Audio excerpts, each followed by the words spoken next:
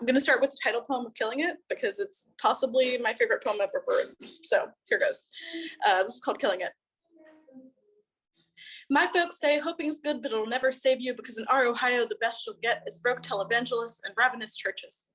My folks are bootstrap royalty, crisp and cuffed shirts and gold wedding rings that flash on a backhand slap.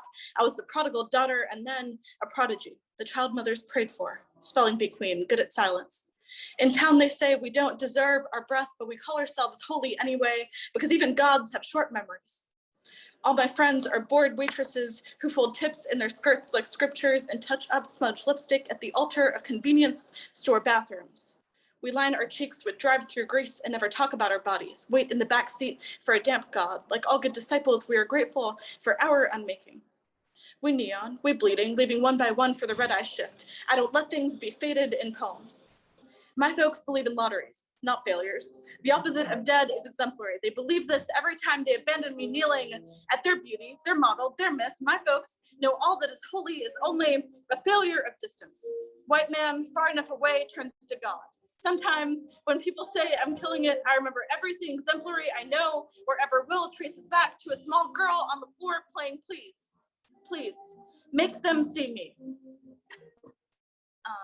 Yeah, thanks. Sorry, I'm having like sort of a time because I have really interesting roommates, and so I couldn't do this at home. So I'm right now at this jazz bar where they just started playing. So now I'm going outside. Sorry, y'all. This feels like a FaceTime. I love this. Okay. The second poem I'm going to read is called Ohio, and yeah, I lived in Ohio for most of my life. As did Claudia. And so, this is called Ohio. Okay. At 15, you're not freckled, not blushing, not brave enough to scale the fence or let your mother see you love a girl. So you hold out for senior year in the arcade, where the worlds before ours ended. You play pinball with a girl who could have loved you and feel like a murderer. Take this fear into your hips, your hands, your name, hide it in your bedroom where you chew the ballpoint pen you borrowed from the science fair you lost in second grade as you listen to success stories of conversion therapy in New York. You barely remember when your mother found a poem you'd hidden in your backpack about a girl at school and left the lights on for 4 nights straight, looking at you like you were monstrous or dead. And finally, you drove together through highways and silence, and she put the radio on, and you skipped the station whenever you heard a curse word. And when you pulled back into the driveway, she said, quietly, "You're not one of them." All you remember is when you were 6 and she taught you how to swim, and you were so good at it. You barely needed lessons until she took you to real water. The currents forcing you down and down, you helpless and clawing for air in Ohio's deepest lake, the same way you gasped crying on a park bench. Harder when a stranger promised it always gets better, neither of you believing it. Thanks. This is, okay, I have new shit and I'm gonna do that right now because why not? This is called Blur Atlas, and it's, weird. I was, I don't know, having weird feelings about a half-love affair, and so this is that. And also the Panopticon, because why not? So, it's called Blur Atlas. I fell in love with the surveillance camera. We met on Tinder. She took me to a Five Guys and told the waitress we were on our honeymoon, so extra fries, please. 6 hours later, I was drunk in her apartment. She memorized my back. She memorized my knuckles. We spent hundreds at Dave & Buster's. We signed a year lease. We traded bright eyes and winked at each other hollow and hungry at hotel check-in desks. She gave me a necklace engraved with my grainy face. Years we sat in our shoebox listening to jazz on a record player I picked up on a curb somewhere. She takes me to Five Guys every anniversary. The waitresses wear lonely aprons and ibuprofen smiles. She tells them we're on our honeymoon. We eat fires, we tip hundreds, we go to a house party and tell the same jokes to different people. They've cracked the window to let in the moonlight, and everyone is crying all over each other. We walk dripping to the nearest streetlight. She says she has a gift for me. We crouch on the curb, and then every light in the house turns on. In high res, we watch the visionaries and thieves and apparatus bite each other's necks and smoke and sing, watch them blink red-eyed and coughing and speckled with incantation. You know me too well, I tell her. We do our best, Sphinx Cat. We do our best, Archangel. We do our best work when we're not looking at each other. So new shit. I'm not sure how I feel about that yet, but you know, it's exciting to read it. Yeah, okay, hold on, let me think. Okay, I think for the vibes, are we going like sad poem or angry? Or like weird? What are we feeling? I'm gonna leave this up to the audience. Weird? Yeah, okay, fuck it. So, at some point, I realized that I was jealous of bank robbers. So, this is called performance review, because why not? All right, yeah, so performance review. 2 blocks from us, someone robs a bank in a gas mask and then runs away to his top floor precipice, kisses his boyfriend and says, babe, I want it big. They buy dinner from Subway and sit outside the fluorescent drugstore, knees touching, melting into each other like stalactites. I know what he's escaping. This town, these billboards where God preaches himself like a sparrow in heat. At my boss's party, I console the railing and listen to the metal band beg from the apartment below. I waste the morning scrolling Twitter and suicide records from when my friends were alive and top Craigslist readings. Cover photo of a pretty girl cross-legged on the hood of a Chevy. Keys glinting in her teeth. The man trapped in the radio says this is going to be the best year yet. I've become a big self-care person lately, I tell my boss. I keep bones in my office next to the plaques I've won for being a good hatchet. I always email back. I watch the bank robber flee from my office window and think, take the money, go, run, run, run. Yeah. Okay, and yeah, I've decided my next poem is going to be one I wrote for my best friend. So yeah, Sonia, if you're here, love you. Yeah, I think that the friendships that have been in my life are almost more potent than like the actual love affairs. So yeah, this is called Rights. You look so happy, your father will say after your first shift. You're good at being happy. You're 17, suddenly pretty. You understand how the world works. If you're good at school, you'll meet a boy in science club or orchestra, and if not, you'll meet him in the parking lot. You will like him because he does not know anything about you. You'll fuck for the first time in this field, if by then it's still a field, and if it's a strip mall, you'll go to his car. You are good at being happy with usual men, their mediocre bodies. You'll visit him at the end of his minimum wage shift as a dishwasher, and his elbows will be soaked and soapy. He'll hug you, and it'll leave your back cold, like the idea of wings. He'll break up with you when you both get into college out of state, and you will not mourn. You will go to the DMV. You'll roll a cigarette on the sidewalk outside the DMV and light it with the lighter a girl you loved gave you for your 17th birthday. The girl will be named something white and usual. Susan, Alice, Emma. She will have perfect pitch or a buzz cut. She'll be Asian like you. You will hate her, and if you finally realize you love her, she will die before you can say anything. If you do not realize you love her, then you will sit on the sidewalk outside a DMV and grind your cigarette butt into the pavement, and it will pop when extinguished, like the idea of fireworks, and you will drive away, and the cigarette will outlive you.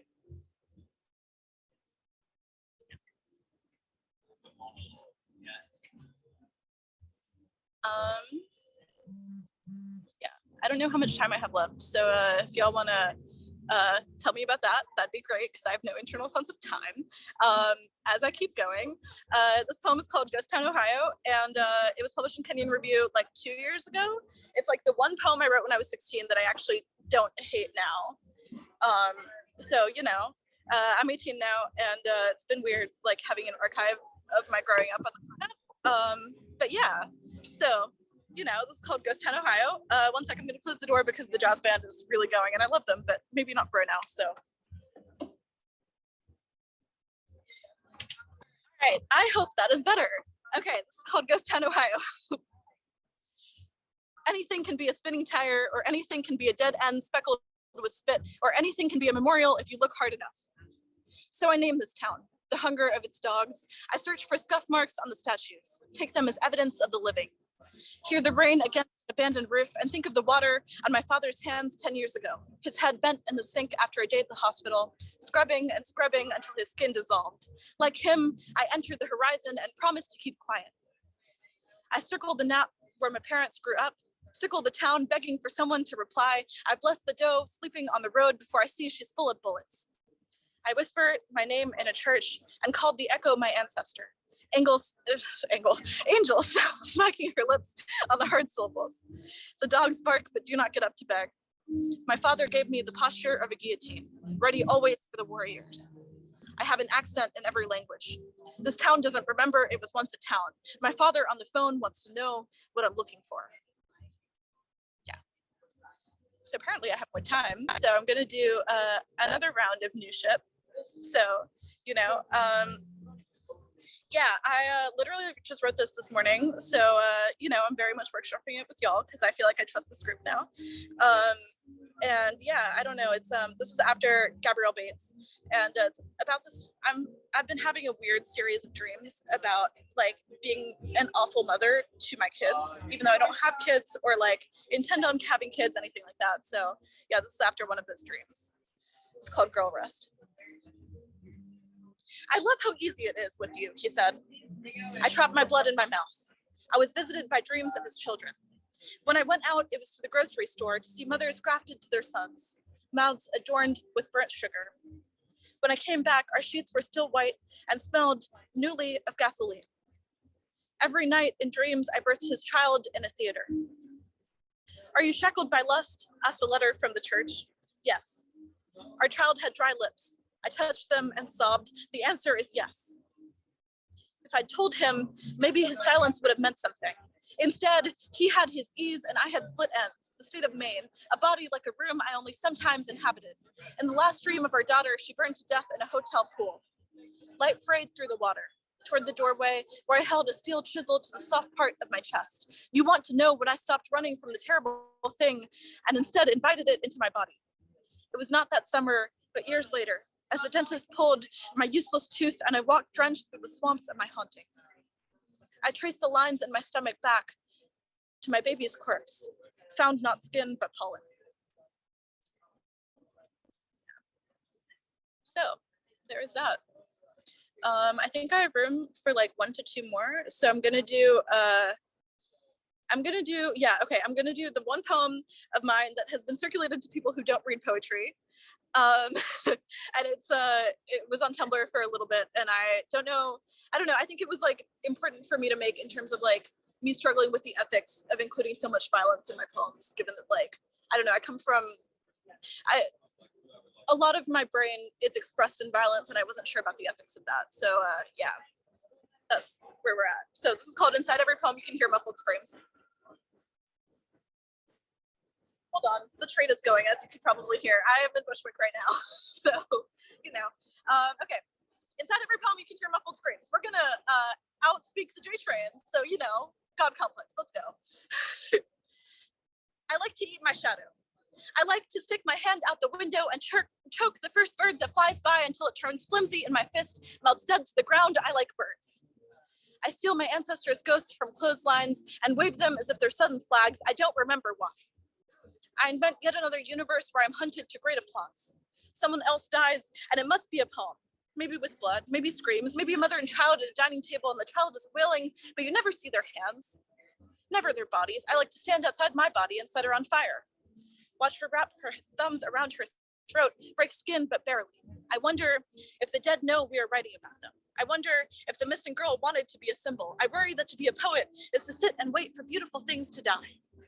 To exploit distance, to steal flight, to bring murder into myth, to retell it. Yeah. And now I'm going to do my last poem, and it's like possibly the only hopeful one I've read tonight.